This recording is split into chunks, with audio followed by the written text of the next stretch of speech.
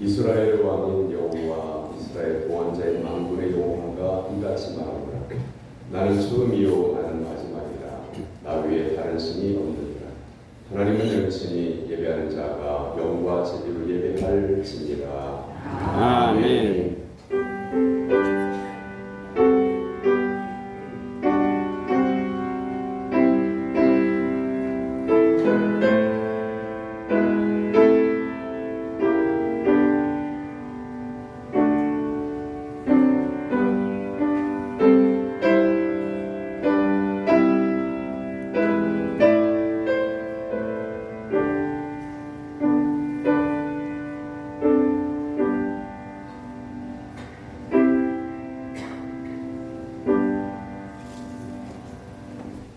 사랑의 하나님 아버지, 지난 한 주간도 변함없는 사랑으로 저희의 삶을 채우시고 인도해 주신 은혜에 감사드립니다.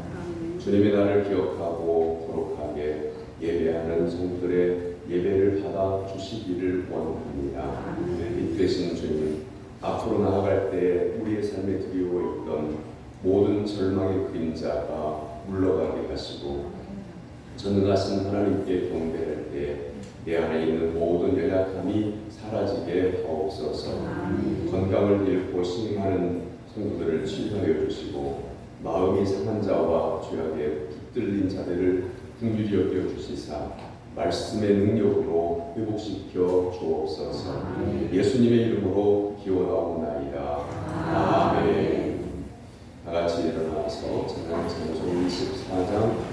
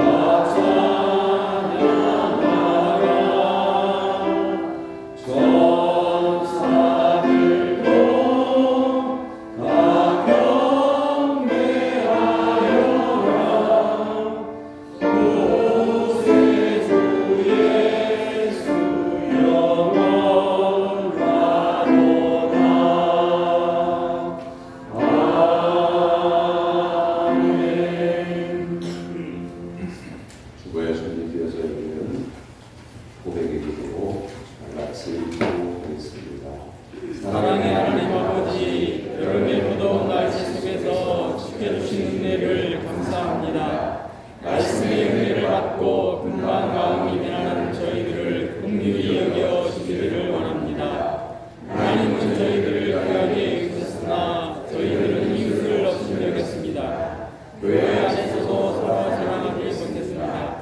하나님의 형상대로 생각하는 하나님의 자녀들을 도움으로 대하였습니다. 주님, 이 모든 죄를 고백하오니 용서하여 주옵소서. 이제부터는 모든 문제와 재배를 진심으로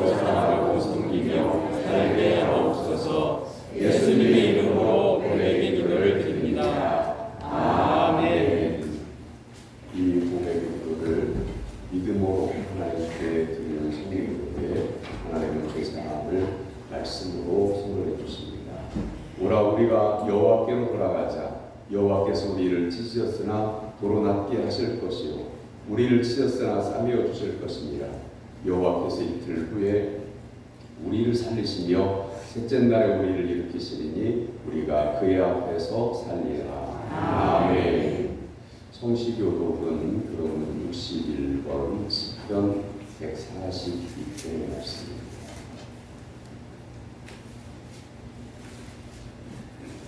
내가 소리내어 여호와께 부르짖으며 소리내어 여호와께 간구하는도다. 내가 내 원통함을 그의 앞에 토록하며 내 고난을 그 앞에 진술하는도다. 내 영이 내 속에서 상할 때에도 주께서 내 길을 하셨나이다. 내가 간 길에 그들이 나를 잡으려고 울음을 주셨나이다. 오른쪽을 살펴보소서. 나를 가는 이도 없고 나의 피난처도 없고 내 영혼을 돌보는 이도 없나이다. 여호와여 내가 주께 부르짖어 말하기를 주는 나의 피난처시요 살아있는 사람들의 땅에서 나의 공격이시라 하셨나이다. 나의 부르짖음을 들으소서. 나는 심히 비천하니이다. 나를 핍박하는 자들에게서 나를 건져서 그들은 나보다 강하니이다. 내 영혼을 옥에서 이끌어내사 주의 이름을 감사하게 하소서. 주께서 나에게 갚아주시리니 의인들이 나를 부르리이다. 아멘. 사도신경으로 신앙을 고백합니다. 나는 전능하신 하나님 전지의 성도를 믿습니다. 나는 그의 유일하신 아들 우리 주 예수 그리스도를 믿습니다. 그는 성령으로 되어 그는 마리아의 임신하시고 본디오 빌라도에게 고난을 받아 십자가에 못 박혀 죽으시고 장사한 지 사흘 만에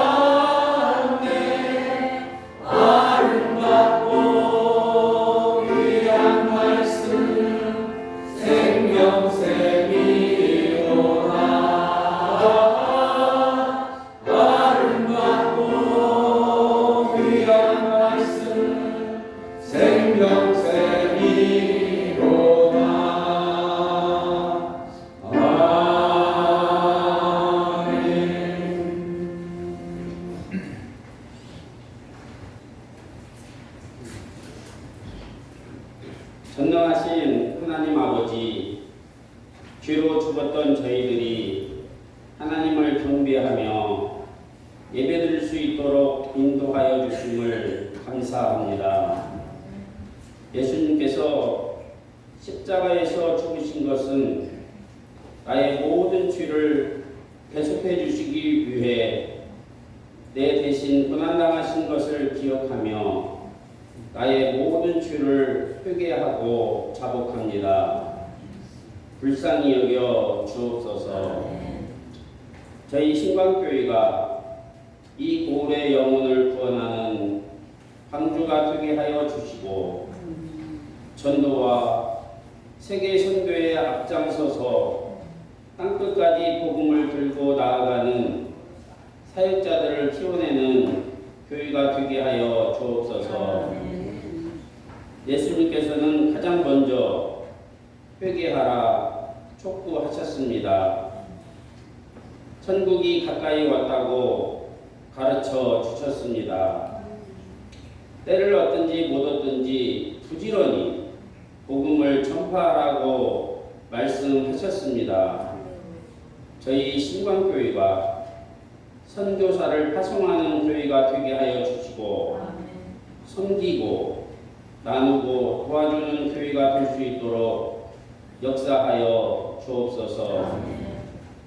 하나님께서 이번에 남선교회 창립 100주년 선교 기념대회를 땅끝까지 이르러 내 증인이 되리라 라는 주제를 가지고 강원도 홍천에서 개최하고 잘 마칠 수 있도록 은혜 베풀어 주심을 감사합니다.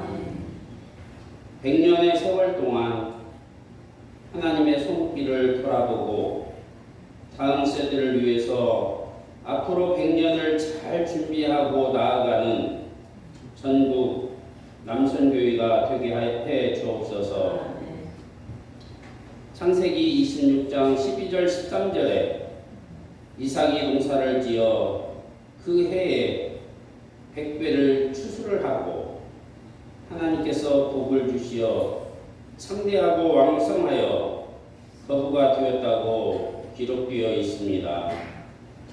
동일한 축복이 저희들을 통해서 나타나게 해 주옵소서.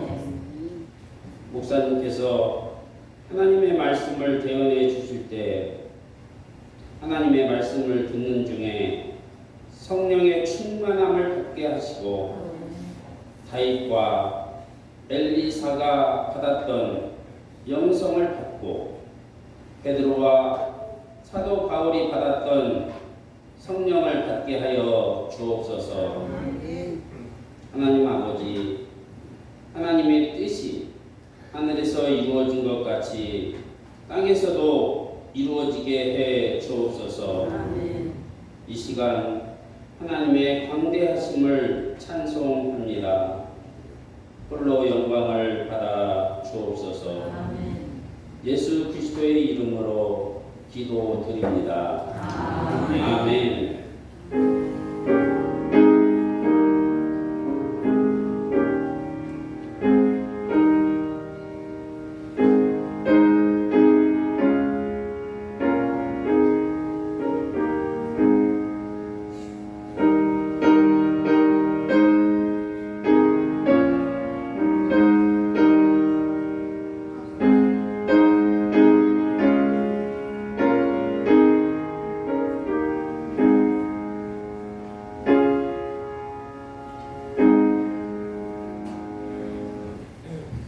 믿음으로 성도들이 하나님께 드린 예물을 복원합니다.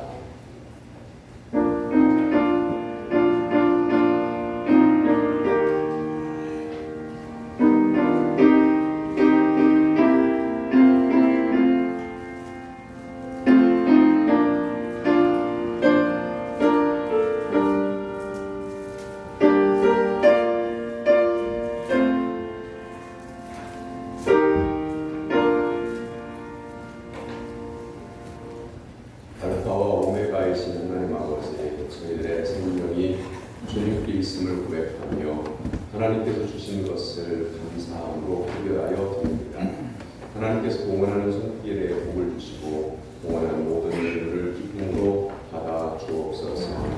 간절한 기도를 담아 봉헌하는 성들의 그 가정에 또한 삶 가운데에 자녀들 위에 형통한 복을 허락하여 주셔서 하나님을 영화롭게 하는 복된 삶을 살아갈 수 있도록 도와주시옵소서. 아멘. 11조를 특별하여 드립니다. 아버지 하나님이여 생활 가운데 허락하신 물질을 하나님께서 주신 것으로 믿고 구별하여 드리는 예물을 받아주실 때 그 삶이 더욱더 형통케 하사 하나님을 영화롭게 하옵소서. 감사 예물을 드립니다. 남선교회 전국대회 참석함을 감사하고 범사에 감사하며 9월의 척주를 감사하고 또한 9월 한 달도 계속되는 무더운 날씨에도 늘 사랑과 은혜가 충만하기를 원하며 간구하는 기도의 제목을 하리오니 받아 주시옵소서. 오늘은 특별히 총회 주일로 지키며 총회 헌금을 드립니다. 모든 성도들이 우리 교단이 하나님께 주신 복음의 사역을 감당하기를 원하여 믿음으로 기도하며 준비하여 드리오니 받으시고 이 예물을 통해서 나라 민족이 소속돼 되어지는 은혜가 있게 하여 주옵소서. 하나님 앞에 작정하고 추정헌금과 건축헌금과 일천번제와 선교헌금을 구별하여 드립니다. 이 예물이 담겨진 믿음의 제목까지도 들으시고 이 목적대로 사용될 수 있도록 도와주시옵소서. 아멘. 아버지 하나님 또한 성미를 구별하여 일용할 양식을 하나님께 드립니다. 성전에 음식이 있게 한 성도들의 삶 가운데에 마르지 않는 복을 허락하시고 그 손을 모아 하나님 앞에 꿇어뜨려 기도할 때마다 응답하여 주옵소서. 아멘. 병원에서 가정에서 노안으로 질병으로 고통당하는 성도들에게 치료하는 방선을 비춰주시사 여기까지 강건하도록 도와주시옵소서. 예수님의 이름으로 기도하옵나이다. 아멘. 하나님께서 오늘 우리에게 주신 말씀은 느헤미야 8장 1절에서 12절까지입니다.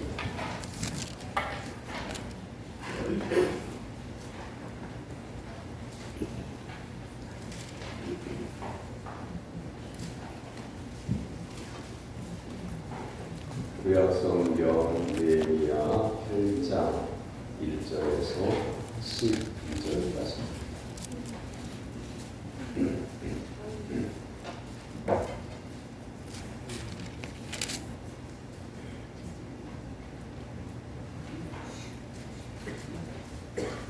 느헤미야 8장 1절에서 12절까지의 살아계신 하나님의 말씀을 교독하겠습니다.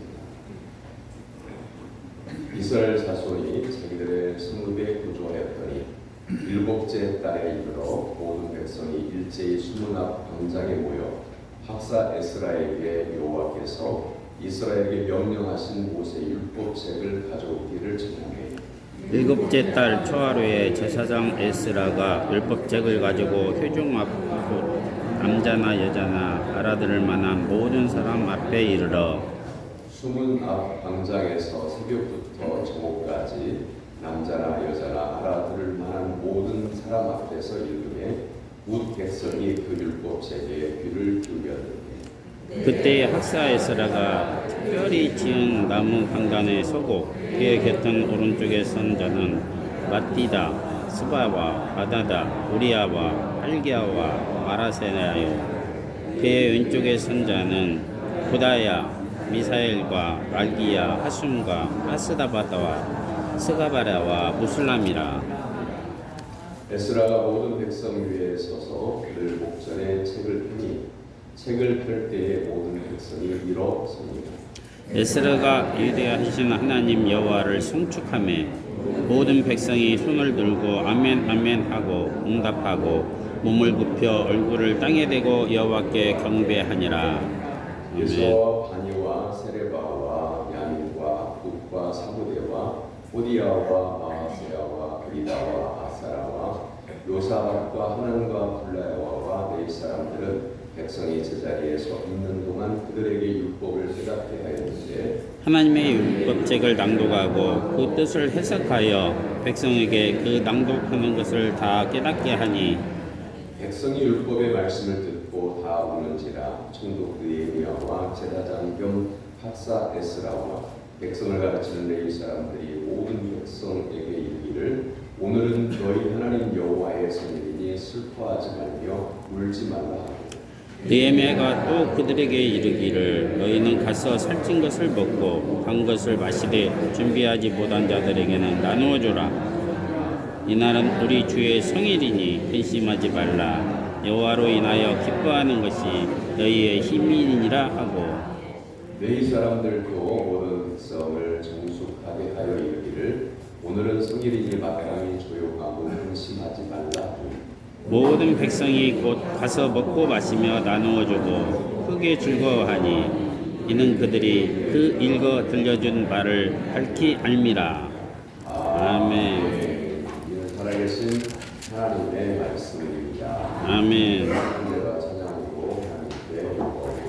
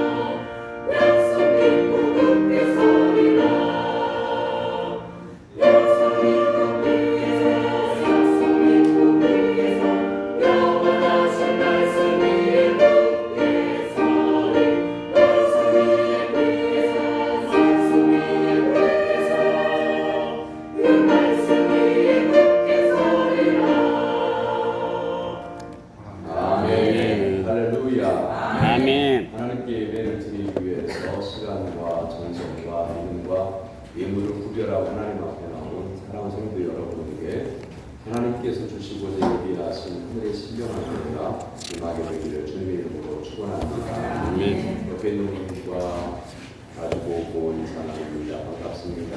반갑습니다. 말씀의 은혜 받읍시다. 말씀의 은혜 받으시다. 주만에 사랑하고 존경합니다. 아멘.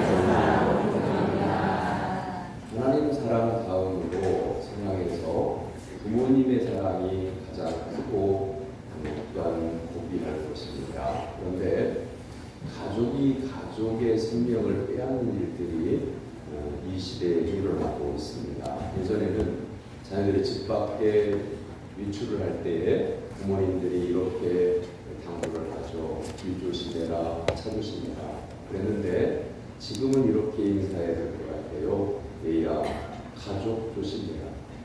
이렇게 보험 들고 생명보험 들고 죽일지도 모르니까 조심해라. 가족은 그런 시대가 되었어요.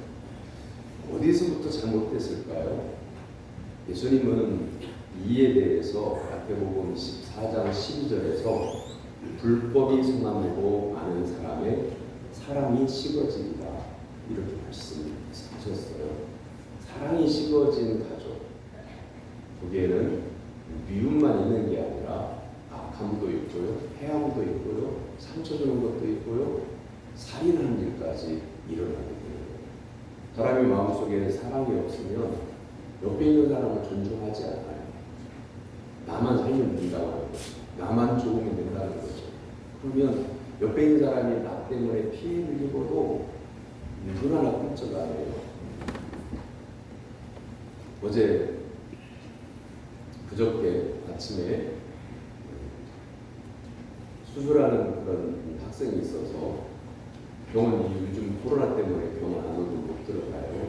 그래서 현관에서 9시에 만나기로 하고 오전 9시에 그 병원까지 20분이면 가기 때문에 30분 전에 출발했다는 거죠. 그런데 노컬푸드 앞에서 신호 대기에서 이제 신호를 받고 길을 가는데 앞에 있는 차량이요 30km로 달려요. 이건 학교가 있는 곳에서 가는 속도예요. 속이 이제 시간이 자꾸 늘어지잖아요. 약속 시간에 못 닿을 것 같아서 불안한 감이 엄습하는 거죠. 그래서 앞에 있는 차량이 왜 그런가 이렇게 봤더니 그 앞에 있는 승용차가 30km 달리니까 그 뒤에 있는 차도 그렇게 맞춰서 달려가는 거죠. 그렇게 달려가기 어떻게 불다리까지 하는데 와 정말 속에서 천불이 나요. 어떻게 할 도리가 없잖아요. 막 하는 것도 그냥 성질 부리는 것 같아서 그것도 그런다고 해결이 되는 것도 아니고요. 근데 그 승용차가 볼보라고 하는 승용차더라고요. 네, 뭐 어느 정도 급인지는 잘 감이 안 잡히죠. 우리나라 차의 대형 승용차보다 더 비싼 차예요. 그런 생각을 하게 돼요. 자기 자신이 누릴 수 있는 모든 것은 다 누리고 하고 싶은 데는 다 하면서 뒤에 사람이 천불이 나는 것은 생각을 못하는 거죠. 자, 여러분 가족으로 한번 돌아가 봐요. 여러분 가족은 어때요? 여러분 가족끼리 어때요? 여러분은 괜찮은 부모라고 생각하죠. 나는 괜찮은 할머니라고 생각을 하죠. 나는 괜찮은 아빠다 이렇게 생각하죠. 그런데 자녀들이 여러분을 바라볼 때 우리 아버지는 정말 존경스러운 아버지야 이렇게 생각을 하는지 우리 아버지는 하면서 말을 줄이는지 한번 생각해 보아야 해요. 여러분 자신을 모르면 안 돼요. 오래된 얘기입니다만 어제도 예수 안 믿는 분에게 전도를 했더니 그분이 하는 말이 돼요. 교인들에게 상처를 많이 받아서 교회는 안 가요. 이렇게 말씀을 하셔요. 자, 그렇다고 하면 우리에게 있는 심령이 어떻길래 예수 안 믿는 분들이 교인들에게 상처를 받았다고 할까 하는 거죠. 오늘 본문 속에 들어가 보면 예루살렘 성을 재건하는 일을 멈추고 모두가 다 수문학 광장에 모여서 말씀을 듣고 울면서 회개하고 통회했더라. 말씀의 부흥이 이스라엘에 일어났더라. 때는 언제냐면 바벨론에게 멸망당하고 포로로 잡혀가지고 70년 만에 하나님의 섭리하심을 통해서 바사왕 고레스의 측면, 바벨론이 이제 망하고요. 고레스라고 하는 새로운 나라가 점령해서 고레스 왕 1년에 바사의 고레스 왕 1년에 이게 왕이 되던 첫 해에 바벨론을 무너뜨린 바사 나라의 왕이 처음으로 한 일이 뭐냐? 이스라엘 백성들을 돌아가라. 궁극으로 너희는 돌아가라. 필요한 것도 줬어요. 물품도 주고 먹을 것도 주고 성전에서 빼앗아 왔던 기물들까지 들려서 보냈어요. 그리고 나서 이제 돌아와서 보니까 성전도 무너져 있지, 성벽도 무너져 있지, 집들은 남아있지 않지, 전토가 다 있지. 그 가운데 맨 처음 한 일이 뭐냐면 예루살렘 성을 재건하는 일이었어요. 왜 예루살렘 성벽을 먼저 쌓을까요? 들판에서 이스라엘 백성들이 천막치고 농사 짓는 일부터 해가지고 각 가정마다 먹을 것만 있으면 우선 급한 것이 먹을 것이잖아요. 그러면 모든 귀환한 백성들이 천막치고 운막 생활을 하면서 거기서 농사지어서 먹을 것을 마련하는 게 급선무잖아요. 그런데 성벽부터 쌓아요. 먹을 것이 없지만 성벽부터 쌓아요. 왜 쌓을까요? 옛날 고대 사회에는요, 전쟁이 많았던 시대에는요, 예를 들면 농사가 안 되는 나라들이 있어요. 그럼 그런 나라들은 어떻게 사느냐? 다른 나라가 농사 잘 되는 나라가 농사를 잘 지을 때까지 기다려요. 추수할 때, 추수해 놓은 것이 막 있을 때에 그때 쳐들어가가지고 약탈해 오는 거죠. 농산물들을. 그래서 먹고 사는 나라들이 있어요.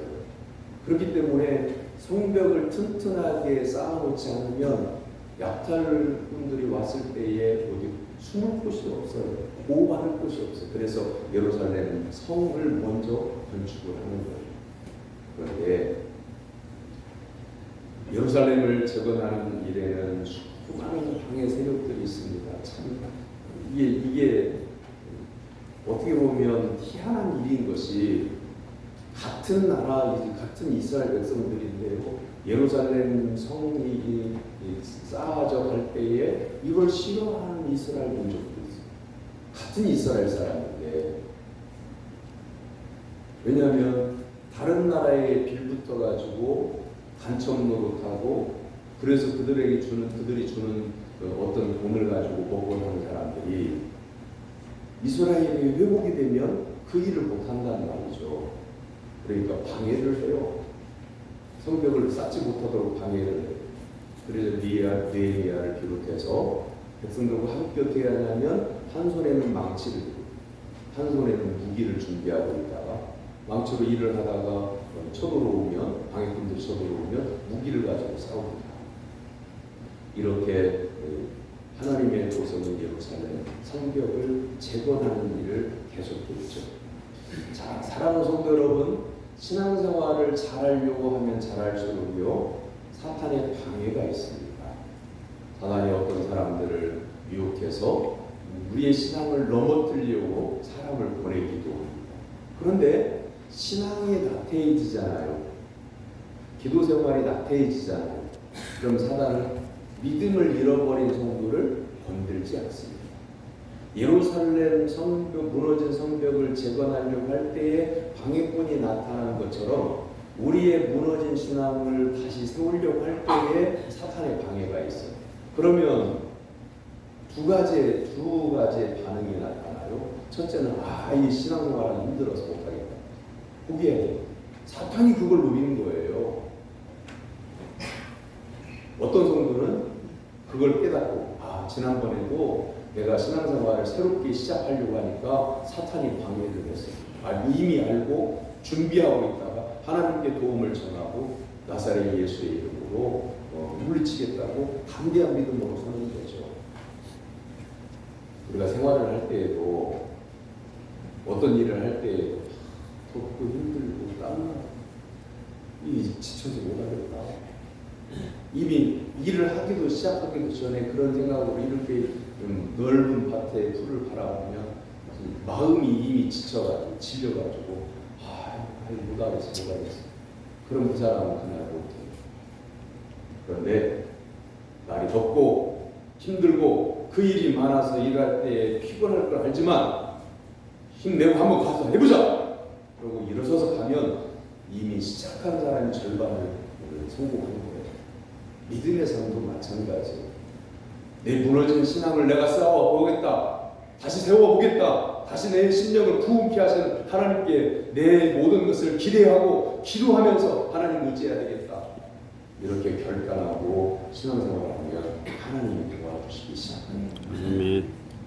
우리가 할 수 있는 일은요, 감사하는 것하고 기도하는 것밖에 없어요. 여러분 어떻게 할 수 있나요? 인생을 살아가는 동안에 세상이 잘못 돌아가는 것에 대해서 여러분이 어떻게 고칠 수 있나요? 우리는 할 수가 없어요. 일이 어그러진 것을 새롭게 만들고 새롭게 시작할 수 있도록 하는 것도 우리가 노력한다고 해서 다 되는 게 아니에요. 그런데 성도가 할 수 있는 게 딱 두 가지인데요. 하나님의 은혜를 감사하는 거예요.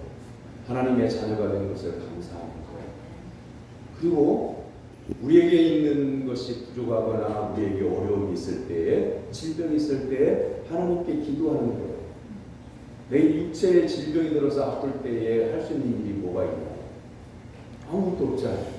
그런데 하나님께 기도는 할 수 있는데 하나님 저를 치유하여 주옵소서. 아멘. 그러므로 사랑하는 성도 여러분, 신앙을 다시 쌓으려고 할 때에 하나님께 감사하고 나가 기도하는 성도가 되기를 주님의 이름으로 축원합니다. 아멘. 기도를 시작하면 하나님이 나를 도우시기 시작하는 거예요. 아멘. 할렐루야. 아멘. 느헤미야가 이제 원래는 바사나라의 아라사스다 왕의 술 맡은 방언자라고 있어요.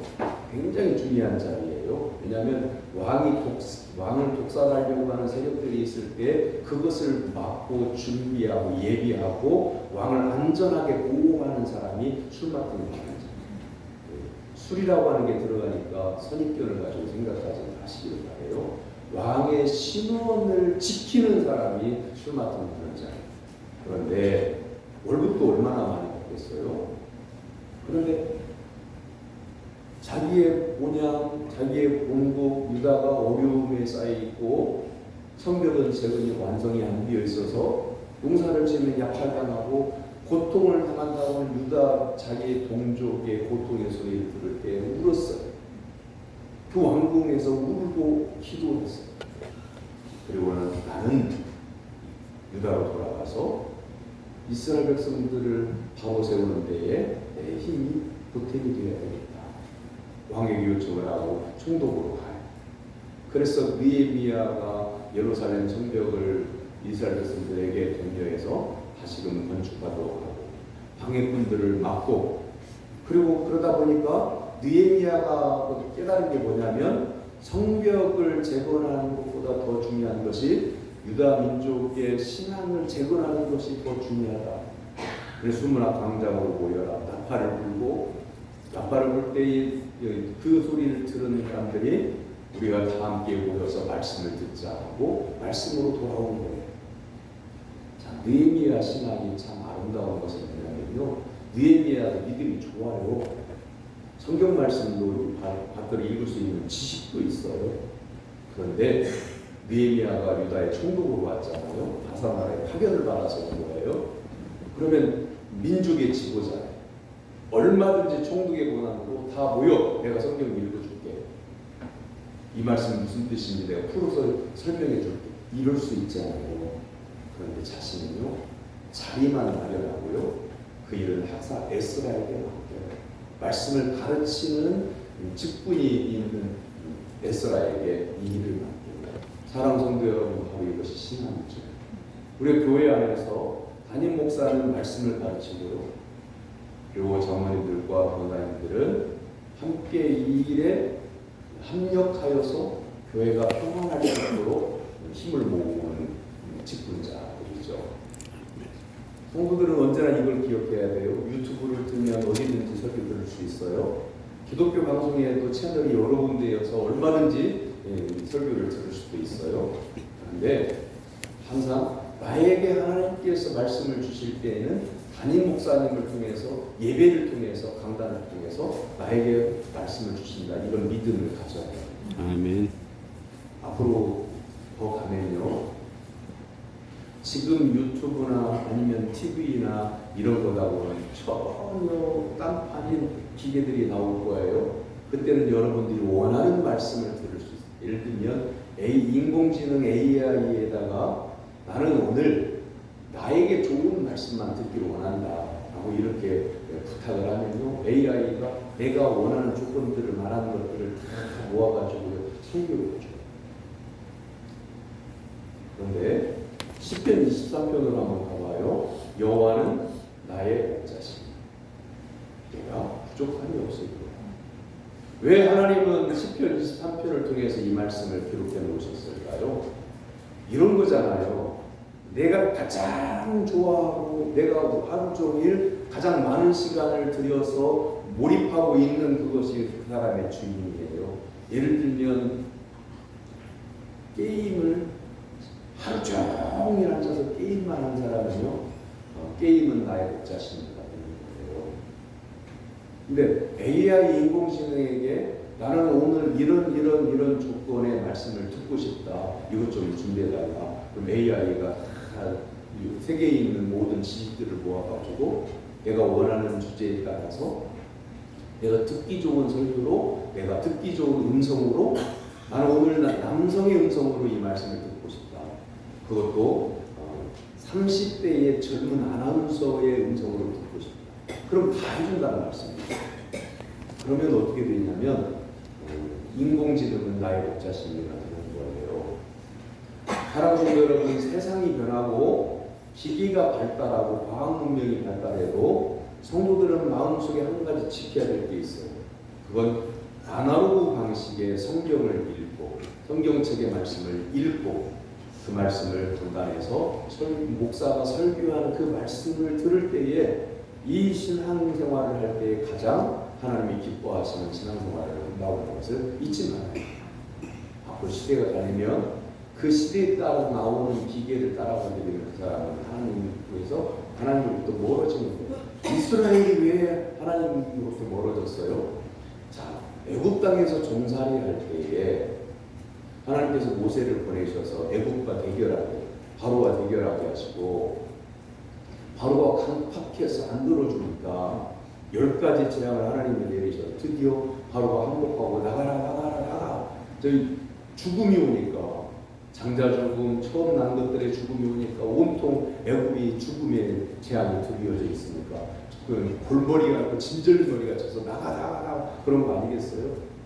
그래서 애굽에서 종살이라는 이스라엘 백성들이 광야길을 나와 보니까 처음에는 찬송하며 출발을 했다고 그랬어요. 하나님 우리를 구원해 주셨다고 하면서 하나님을 찬송하며 출발했다고 그랬어요. 그런데 얼마 못 가가지고 다른 민족이 사는 걸 보니까 눈이 뒤집혀지는 거예요. 우상을 숭배하는데 거기에서 잔치를 하고 고기를 먹고 술을 마시고 춤추고 즐거워하고 그 세상 문화가 애굽의 종살이를 할 때 몰랐던 일들이 세상에는 천지개벽한 듯이 그런 일들이 벌어지고 있는 거예요. 눈이 확 돌아가는 거예요. 그래서 난 출발할 때는 하나님을 찬양해 출발했는데 한 달도 못 해가지고요. 모세에게 원망하고 그리고 하나님께 불평하고 심지어는 하나님을 배신하기도 하고 이런 일들이 벌어지고 자 그런 우여곡절 끝에 단 2주 만이면 직선거리로 갈 수 있는 거리를 40년 동안 유리하고 방황하다가 죄악 가운데 방황하다가 겨우 가나안 땅에 들어가 보니 가나안 땅에 들어갔을 때 자기 땅이 주어졌다고 각 지파마다 지역이 주어졌다고 이게 얼마나 놀라운 일이에요. 여러분 혹시 나는 땅 한 평도 내 앞으로 둔 게 없다 그런 분들 있죠? 그런 분들 있잖아요. 저는 제 앞으로 땅 한 평이 없어요. 근데 보세요. 땅 한 평 없는 사람에게 그 농사지을 밭도 주고 집도 지을 집터도 주고 그런다고 하면 얼마나 좋겠어요. 그죠? 노후가 되면 먹고 살 거 걱정 없게 이만큼 땅을 준다고 그러면 얼마나 감사한 일이겠어요. 그러니까 이스라엘 백성들이 가나안 땅에 들어가서 각자 제비를 모아서 지역마다 자기의 집이 있고 자기의 밭이 있고 그러니까요. 처음에는 하나님께 할렐루야 했어요. 그러다가 거기에 쫓아내라고 했던 원래 살고 있던 부족들이 남아 있었는데 그들이 살고 있는 모습을 보니까 자기들이 하는 것은 소극장난 같거든요. 그 문화를 따라가요. 사랑하는 성도 여러분 보세요. 이 시대에 교회는 뒤쳐져 있는 것처럼 보여요. 예전에 교회는요, 교회 가면 궤도가 있고요, 선생님이 동화 이야기 알려주죠, 성경 이야기 해주죠. 교회 가면 막 재미가 있어서 막 동네 아이 있는 어린이들 또 모두 다 교회로 가요. 성탄절뿐만 아니라 있잖아요. 그런데 TV는 교회에서의 재미보다 TV에서 방영하는 만화 영화가 더 재미. 그 TV에서 이제 어린이들이 교회에서 빠져나가고 있어요. 그러다가 게임 나오죠. 그러다가 오락실 나오죠. 자꾸만 빼앗기는 거예요. 보세요. 어른들은 어떨까요? 어른들은 이스라엘 민족이 실패한 게 뭐냐면 세상이 좋아 보이는 것을 따라가다가 하나님께로부터 멀어진 거예요. 우리의 생활 가운데에 우리의 신앙이 낙해지고 식어지는 이유는 하나님께로 나가려고 애를 쓴 게 아니라 내 생활의 어떤 중요한 것들에게 마음을 빼앗기기 때문에 그런 거예요. 느헤미야가 그걸 발견했습니다. 그래서 나팔을 불면서 수문화 광장에, 넓은 광장에 온 이스라엘 백성들이 모이도록 해서 말씀을 들었다라고 하는 거죠. 그게 근거가 그거예요. 성벽을 재건하고 있잖아요. 그런데 성벽을 재건하는 것보다 중요한 것이 하나님의 도우심을 입는 것이 더 중요하다는 걸 깨달았습니다. 시편 127편 1절에 여호와께서 집을 세우지 아니하시면 세우는 자의 수고가 헛되며 여호와께서 성을 지키지 아니하시면 화수꾼이 깨어있음이 헛되도다. 이걸 깨달은 거예요. 아멘. 사랑하는 성도 여러분, 우리나라는요 한국 전쟁 이후에 70여 년 동안 화려한 성벽을 쌓았어요. 경제의 성벽을 쌓았어요. 문화의 성벽을 쌓았어요. 그리고 고급 기술의 성벽을 우리는 쌓아왔어요. 그래서 6.25 한국전쟁 때에 우리를 도우려고 참전했던 다른 나라의 군인들이 퇴역한 후에 우리나라의 초청을 통해서 70년 만에 우리나라에 들어와보거든요. 깜짝 놀라는 거예요. 왜냐하면 거리마다 쓰러져가는 초가집뿐이었고 또한 사람들은 구걸하다시피 거지처럼 이렇게 먹을 것이 없어서 고생했던 모습을 눈으로 똑똑히 3년 동안 봤는데 단기간 내에 세계에서 찾아볼 수 없는 선진국이 된 것을 보고요. 옛날에 참전했던 다른 나라 사람들이 놀라는 거예요. 세계사에서 찾아보기 어려운 눈부신 경제 성장을 이루었어요. 그러나 지금 우리나라는 건강하지 않습니다. 정신적으로 건강하지 않습니다. 영적으로 건강하지 않습니다. 심지어 우리나라에 하나님께 기도하는 보루가 되어줘야 될 교회가 성도들이 세상으로부터 염려스럽다, 교회가 걱정스럽다, 이렇게 그런 말을 듣고 있어요. 사랑하는 성도 여러분, 하나님 우리 아버지께서 우리의 심령을 바로 세워주지 않으시면 우리는 패망할 수밖에 없습니다. 하나님 우리의 심령에 은혜의 단비를 주옵소서. 마음을 다해서 기도하는 성도가 되기를 주님의 이름으로 축원합니다. 아멘. 나팔이 불려지자 이스라엘 백성들이 모이는데 첫날을 하나님 앞에 드립시다. 하나님께서 지켜주시지 않으면 우리는 설 수 없습니다. 마침 오늘 9월 1일 첫날, 9월의 첫날이잖아요. 본격적인 가을이 시작되는 때잖아요. 추수의 때가 시작되는 때잖아요. 추수를 하기에 앞서서 하나님 앞에 우리의 첫날을 드립니다. 우리의 첫 시간을 드립니다. 우리의 첫 마음을 하나님께 드립니다. 이런 신앙이 여러분에게 있어지기를 주님의 이름으로 축원합니다. 아멘. 수문화 광장의 부흥이는요, 첫째는 이스라엘 백성들에게 말씀의 부흥이 일어났다고 하는 거죠. 1절에서 모든 백성이 일제히 수문화 광장에 모여 학사 에스라에게 여호와께서 이스라엘에게 명령하신 모세 율법책을 가져오기를 청하네. 이게 무슨 말씀이냐면 우리에게 말씀해 주세요 라고 이스라엘 백성들이 요청했다는 겁니다. 70년 동안 바벨론 포로에서 종으로 시달리다가 쉬지도 못하고 예루살렘 이제 본국으로 하나님의 은혜로 다시금 귀환했고 와서 성벽을 재건해야 돼서 하루도 쉴 틈이 없이 성벽을 짓느라고 고생을 했으니 이제는 지쳤으니 좀 쉬게 해달라고 이럴 수도 있잖아요. 아니면 성벽을 재건하느라고 수고했으니 잔치를 베풀어달라 이럴 수도 있잖아요. 그런데 이스라엘 백성들은 쉬는 것도 구하지 아니하고 잔치도 구하지 아니하고 우리에게 하나님의 말씀을 읽고 설교해 주옵소서 요청했다는 거죠. 사랑하는 성도 여러분, 여러분의 심령이 부흥되고 여러분의 가정의 화목을 되찾고 싶거든 여호와 하나님께서 나에게 말씀해 주시는 것을 사모하는 성도가 되기를 주님의 이름으로 축원합니다. 아멘. 여러분 가정은 어떻습니까? 지난 주간에 예수 믿는 어떤 분을 만났는데요. 여성인데 그 차에 몰고 다니는 차의 트렁크가 닫힌 채 열리지를 않아요. 스위치를 눌러도 안 열리고요. 안 열리니까 남편이 카센터를 한대요. 근데 남편의 기술로 못 열는데요. 그런데 이제 문제는 뭐냐면 그 차가 H자로 시작하는 그 자동차 회사의 차인데 H공업사에 가면 되잖아요. 그 차량을 만든 회사가 고쳐주는 그곳에 가면 되잖아요. 남편이 못 갑니다. 그냥 그런 게 어디 있어요? 여기 들어보면 이해가 안 되는 말이잖아요. 트렁크를 고치기 위해서는 공업사에서는 안 되고 또한 카센터에서는 안 되면 그 자동차를 만든 회사가 수리해주는 곳에 가면 고칠 수 있는 거 아니겠어요? 근데 거기로 가지 말아요. 내 말 안 듣는 큰일 난다. 이미 그 남편은 그 부인을 가스라이팅 했더라고요. 그 부모도 시부모님도 자기 남편이 한번 난리를 치면 아무도 못 말립니다. 그래서 트렁크가 닫힌 채로 다닐 수밖에 없다는 참 답답하지만 남의 가정 사니까 개입할 수도 없잖아요.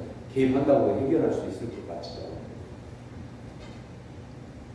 사랑하는 성도 여러분, 여러분 가정은 어떻습니까?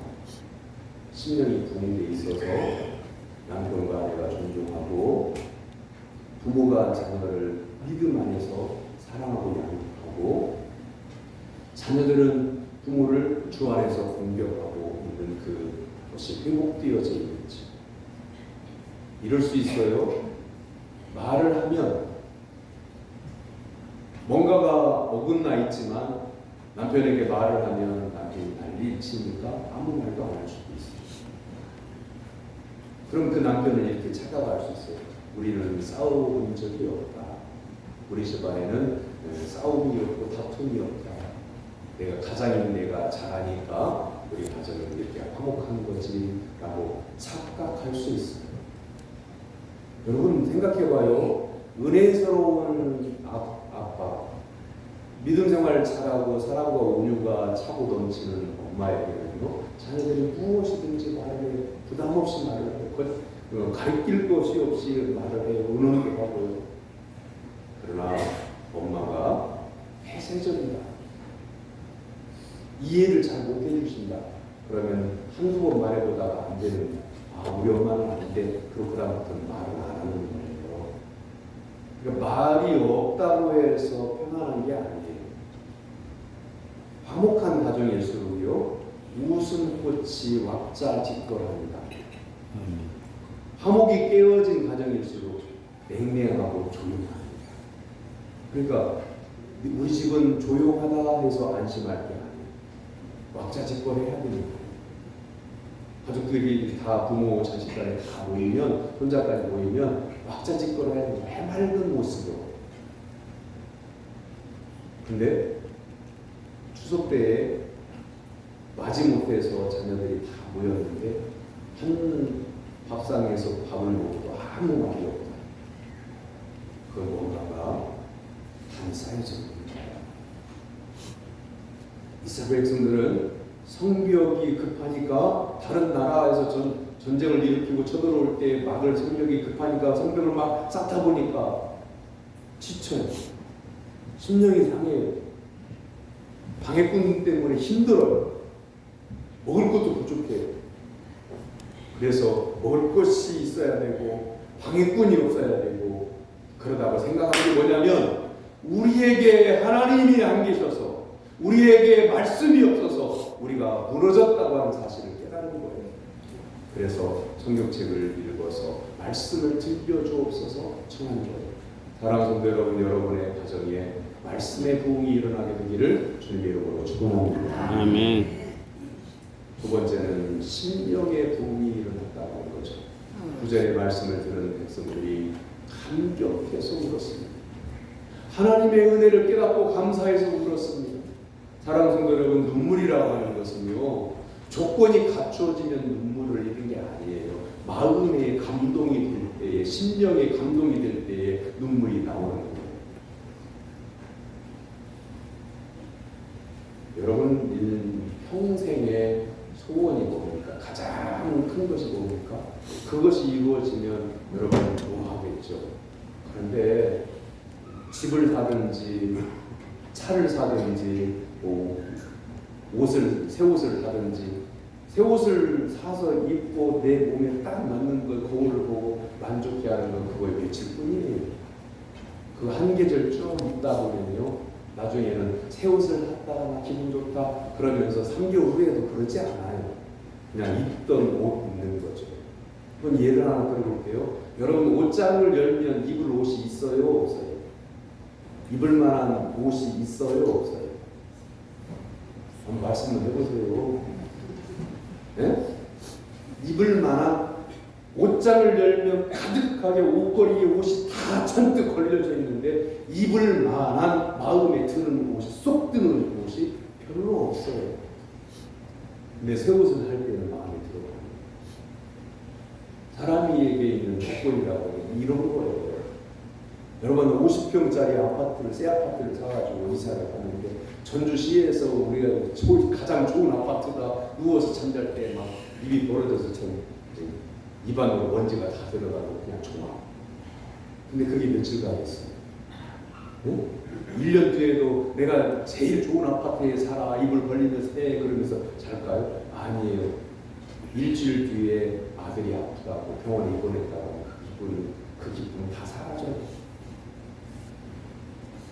사랑하는 성도 여러분, 우리의 심령이 말씀으로 깨어나고 은혜로 깨어날 때에 세상의 조건은 나빠도 우리의 삶의 조건에 있어야 될 것이 없어도 하박국 선지자가 말씀한 것처럼 밭에 먹을 것이 없고 유황가에 소가 없을지라 감람나무에 소출이 없을지라 나를 구원해 주신 하나님을 인하여 나는 기뻐하고 하나님을 찬송하리라 이렇게 되어지는 거예요.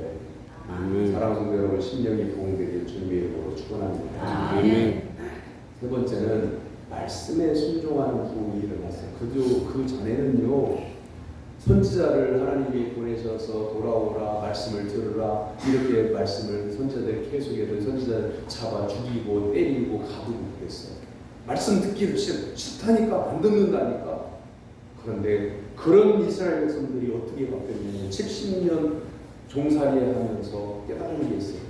우리 하나님 여호와가 우리를 붙잡아 주셨을 때는 우리는 안연하게 살았습니다. 평안하게 살았습니다. 그 말씀에 순종하는 삶을 살기로 작정하게 된 거죠. 불순종하던 사람이 순종하는 성도가 되는 것이 부흥입니다. 우리 한국교회 역사상, 교회 역사상 말씀에 순종하지 않고 부흥한 교회는 한 교회도 없어요. 말씀에 전적으로 순종할 때에 교회 부흥도 일어나는 거예요. 순복음교회가 우리나라에서 제일 큰 교회잖아요. 등록교인이 70만 명이래요. 지성전까지 포함해서 숫자인데 그래도 어쨌든 그 교회에 가는 숫자를 보면 주일마다 10만 명 이상 예배를 드리니까 어마어마한 교회잖아요. 그런데 천막치고 개척교회 할 때 조용기 목사님이 산 넘고 물 건너셔 그러면서 설교할 때 아무도 아멘을 안 할 때 그의 장모님이 뒤에서 아멘! 아멘! 그러니까 나중에는 마지못해 성도들이 따라하다가 교회가 부흥했다는 거 아니에요. 아멘. 안 믿어지면 조용기 목사님한테 천국 가서 물어보시죠. 저는 조용기 목사님한테 직접 들었습니다. 사랑하는 성도 여러분, 말씀에 아멘으로 화답하고 말씀에 순종하고 말씀을 실천하는 성도가 되기를 주님의 이름으로 축원합니다. 아멘. 기도하겠습니다. 사랑의 하나님 아버지, 하나님 말씀에 심령이 뜨거워지는 성도가 되게 하옵소서. 아멘. 마음이 뜨거워진 성도들이 성전에서 꿇어 엎드려 기도하게 하옵소서. 아멘. 하나님의 부흥이 사랑하는 성도들의 심령 가운데에 일어나게 하여 주시옵소서. 아멘. 우리 교회가 바로 서고 지역이 살고 나라가 살게 하여 주시옵소서. 아멘. 예수님의 이름으로 기도하옵나이다. 아멘. 10월 9월달은 결실입니다. 여러분의 생활에 믿음의 열매가 있는 삶을 살아가기를 바랍니다. 오늘은 총회주일로 지켰습니다. 총회가 교회 사역을 감당할 수 있도록 끊임없이 기도하기를 바랍니다. 난예배 후에 정기 집입회 모입니다. 집입들은 남아주시기를 바랍니다. 새가족 교육 5명 신청 들어갔는데 5명만 더 신청했습니다. 그리고 학교 골프 경우에는 4명 신청하셨는데 4명만 더 신청을 했습니다. 2개조로 우리가 드립니다. 그리고 교회 권리 읽어보시기 바라고요. 수명산 집사님의 딸 정아람 학생이 무릎 인대를 다쳐서 수술받고 대자연병원에 입원해서 치료받고 있습니다. 위에서 기도해 주시기를 바랍니다. 옆에 있는 분 바라보시고 인사 나눕니다. 말씀에 순종합시다. 말씀에 순종합시다. 일어서서 57장 잠시만요.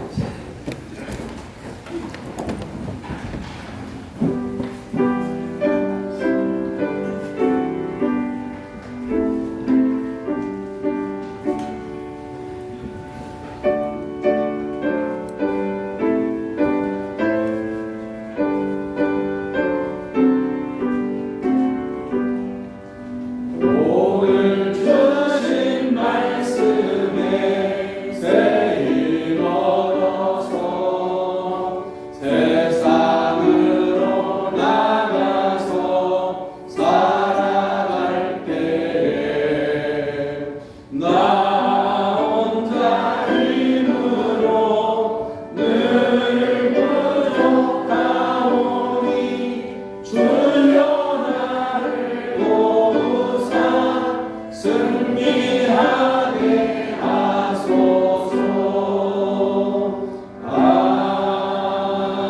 아멘. 하나님의 사랑과 은혜로 구원받은 사랑하는 성도 여러분, 삶의 현장으로 나아가 복음을 전할 것을 주님의 이름으로 위탁합니다. 아멘. 여호와는 내게 복을 주시고 너를 지키시기를 원하고 여호와는 그의 얼굴을 내게 비추사 은혜 베푸시기를 원하고 여호와는 그 얼굴을 내게로 향하여 드사 평강 주시기를 원하노라. 아멘.